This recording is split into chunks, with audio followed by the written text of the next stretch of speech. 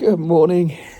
Seems to me that we're always allowing everything to interrupt our creative flow nowadays. And I think it would be helpful to realize that life is multifarious and that, yes, rather than being resistant to the fact that there are so many strands to our life, that we discover a sense of acceptance for all these things trying to interrupt. But with that, decide that we're going to place bigger barriers, deeper barriers. So here I am at my piano, and I haven't been able to get to it for 3 days. So I've been launching the Substack the Substack Workstation. Good promo.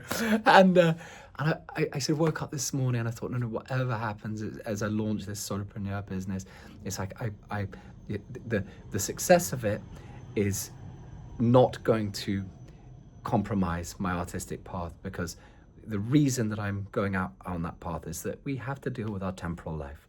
We all know that in life we have to deal with life as it is. And I just woke this morning and thought, right, this morning is for artistry.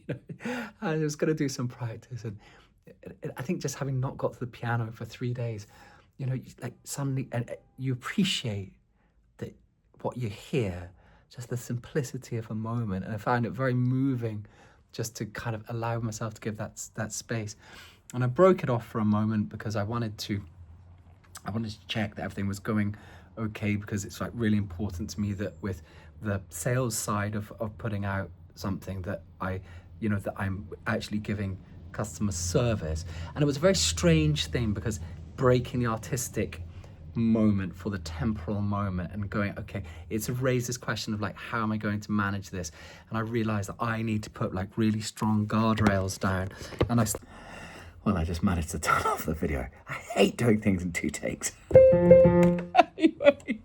anyway, so the point was that I wanted to re-examine the way that I'm going to kind of put guardrails into my life, because I think that when I think of the great songwriters, whether it's Carole King or John Lennon or whoever you might love, Kurt Cobain, whatever, there was this sense of uninterrupted focus.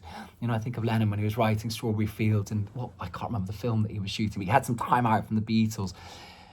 And, he found himself with a lot of time on his hands, and he found himself bored. And I think we forget the usefulness of boredom, and that we need to retrain ourselves in this modern world to be able to be bored. And that boredom, paradoxically, is something that we have to train on the one hand, and then we have to create guardrails for it. And I started writing a little song, and I don't know the name of it. And I thought, I just haven't checked in on a sort of musical front for ages. Maybe I should try and, I don't know. I can't play it yet because I can't play it yet. But maybe I'll put this on so I can put some reverb onto it, and I'll try and get a rendition down, since I've got to put it on the computer anyway. I was going to be lazy and just get it up. But the point of this is to remember that you need to make space. Your artistic life, it's not just that we need to make space for it, but it's within the constraint that we need to create the space. It's just not the space, not just the space to do it, it's within. And to be within it nowadays is to put those strict guardrails down, just like I didn't manage to do this morning. But it was only one interruption. And I think that the harder we can be with putting the phone on flight mode, or even better, out of the room. Unfortunately, the pigeons here, Mahala, will poo on it. So I can't do that. But I can't post that. But it's how can we be within the space that we set ourselves? Because it's not just about making space. It's about your attitude, as Frank would say, to determine to be within that moment and making the decision that you will consider it sacred, the very act of making that space. And it helps me to not assume that I'm just going to be in the flow, or that something's going to happen. It just helps me to over and over try to recommit. And it does help me. I've got this little timer here, which I think is about $10 on Amazon. And I just always set it for an hour, and then I just try to really be in whatever it is I'm trying to do, because Like, that's the point of life, right? To be in your life. And I think that every time that you unwillingly disrupt your own mental sanctuary that you build for yourself, that you're kind of, you're giving up some quintessence, some essence, some center, some capacity to communicate with that thing that we all long to communicate for, which I think is the link that we potentially have from the depth of ourselves into the outermost of the universe.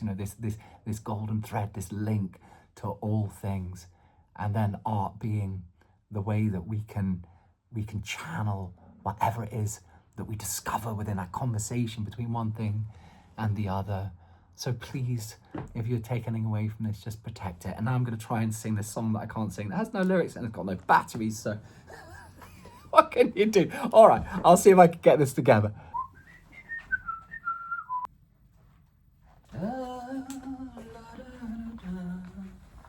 Okay, so 3 efforts so far, all complete failures, because I probably shouldn't be even trying the share at the moment. But I just feel at the moment I'm not going to have time to kind of finish stuff, so I might as well share something of the process. Tell me if you think that's cool, if you want more of this.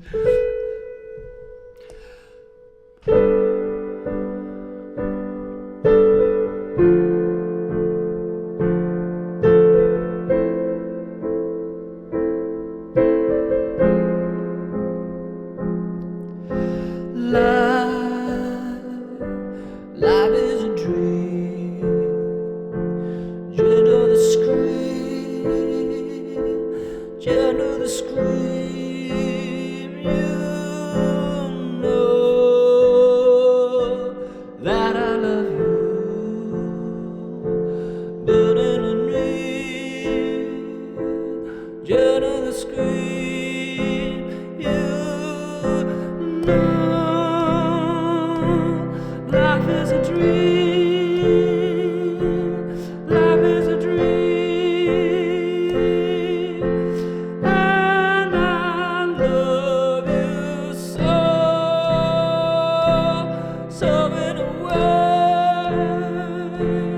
life is a dream, I love you like forever.